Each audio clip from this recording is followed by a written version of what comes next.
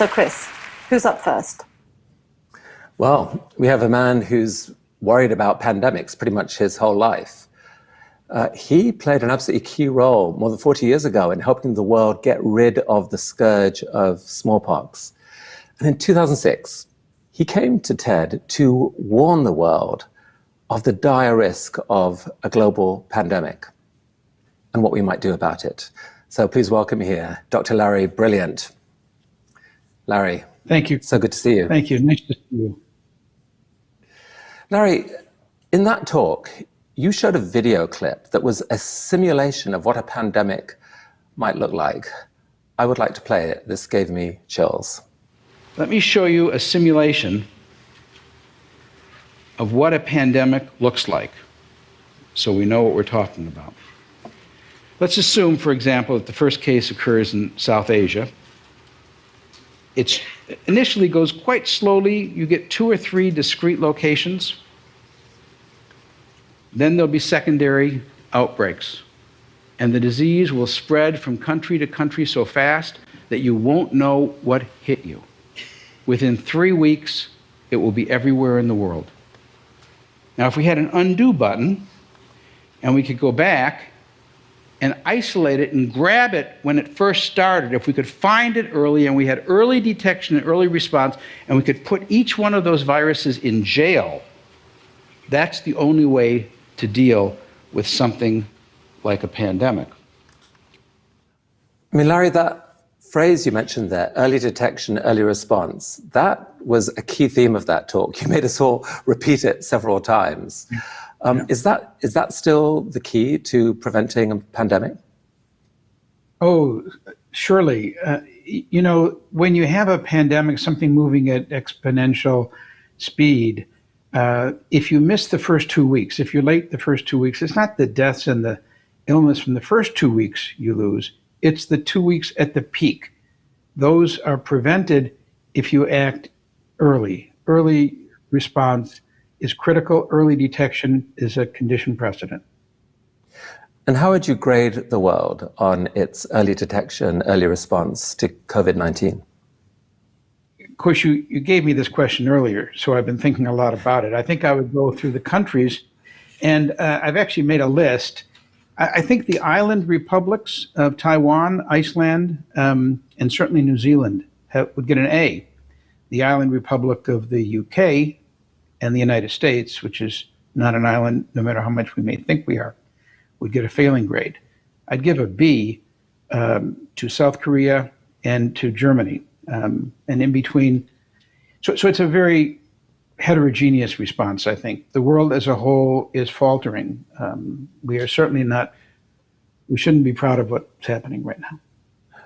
I mean, we got the detection pretty early, or at least some doctors in China got the detection pretty early. Earlier than the 2002 SARS, which took 6 months. This took about 6 weeks. And detection means not only finding it, but knowing what it is. So I would give us a pretty good score on that. The transparency, the communication, those are other issues. So what was the key mistake that you think the countries that you gave an F to made? I think fear, political incompetence, interference, not taking it seriously soon enough. It's pretty human. I think throughout history, pretty much every pandemic is first viewed with denial and doubt. But those countries that acted quickly, and even those who started still, like South Korea, they could still make up for it, and they did really well. We've had 2 months that we've lost. We've given a virus that moves exponentially a 2-month head start. That's not a good idea, Chris. No, indeed. I mean, there's so much puzzling information still out there about this virus. What do you think the scientific consensus is going to likely end up being on like the 2 key numbers of its infectiousness and its fatality rate? So I think the kind of equation to keep in mind is that the virus moves dependent on 3 major issues. One is the R naught, the first number of secondary cases that there are when the virus emerges. In this case, people talk about it being 2.2, 2.4, But a really important paper 3 weeks ago in the Emerging Infectious Disease Journal came out suggesting that looking back on the Wuhan data, it's really 5.7. So for argument's sake, let's say that the virus is moving at exponential speed and the exponent is somewhere between 2.2 and 5.7. The other two factors that matter are the incubation period or the generation time. The longer that is, the slower the pandemic appears to us. When it's really short, like 6 days, it moves like lightning. And then the last and the most important and is often overlooked is the density of susceptibles. This is a novel virus, so we want to know how many customers could it potentially have. And as it's novel, that's 8 billion of us. The world is facing a virus that looks at all of us like equally susceptible. Doesn't matter our color, our race, or how wealthy we are. I mean, none of the numbers that you've mentioned so far are in themselves different from many other infections in recent years. What is the combination that has made this so deadly? Well, it is exactly the combination of the short incubation period and the high transmissibility. But everybody on this call has known somebody who has the disease. Sadly, many have lost a loved one. This is a terrible disease when it is serious. And I get calls from doctors in emergency rooms and treating people in ICUs all over the world. And they all say the same thing. How do I choose who's going to live and who's going to die? I have so few tools to deal with. It's a terrifying disease to die alone with a ventilator in your lungs. And it's a disease that affects all of our organs. It's respiratory disease, perhaps misleading, makes you think of a flu. But so many of the patients have blood in their urine from kidney disease. They have gastroenteritis. They certainly have heart failure very often. We know that it affects taste and smell, the olfactory nerves. We know, of course, about the lung. The question I have, is there any organ that it does not affect? And in that sense, it reminds me all too much of smallpox. So we're in a mess. What's the way forward from here? Well, the way forward is still the same. Rapid detection, rapid response, finding every case, and then figuring out all the contacts. We got great new technology for contact tracing. We've got amazing scientists working at the speed of light to give us test kits and antivirals and vaccines. We need to slow down the Buddhists say slow down time so that you can put your heart, your soul into that space. We need to slow down the speed of this virus, which is why we do social distancing. Just to be clear, flattening the curve, social distancing, it doesn't change the absolute number of cases, but it changes what could be a Mount Fuji-like peak into a pulse. And then we won't also lose people because of competition for hospital beds. The people who have heart attacks, need chemotherapy, difficult births can get into the hospital, and we can use the scarce resources we have, especially in the developing world, to treat people. So slow down the speed of the epidemic, and then in the troughs, in between waves, jump on, double down, step on it, and find every case, trace every contact, test every case, and then only quarantine the ones who need to be quarantined, and do that until we have a vaccine. So it sounds like we have to get past this stage of just mitigation, where we're just trying to take a general shutdown, to the point where we can start identifying individual cases again and contact trace for them and treat them separately. I mean, to do that, that seems like it's going to take a step up of coordination, ambition, organization, investment that we're not really seeing the signs of yet in some countries. Can we do this? How can we do this? Oh, of course we can do this. I mean, Taiwan did it so beautifully. Iceland did it so beautifully. Germany, all with different strategies. South Korea. It really requires competent governance, a sense of seriousness, and listening to the scientists, not the politicians, following the virus. Of course we can do this. Let me remind everybody, this is not the zombie apocalypse. It's not a mass extinction event.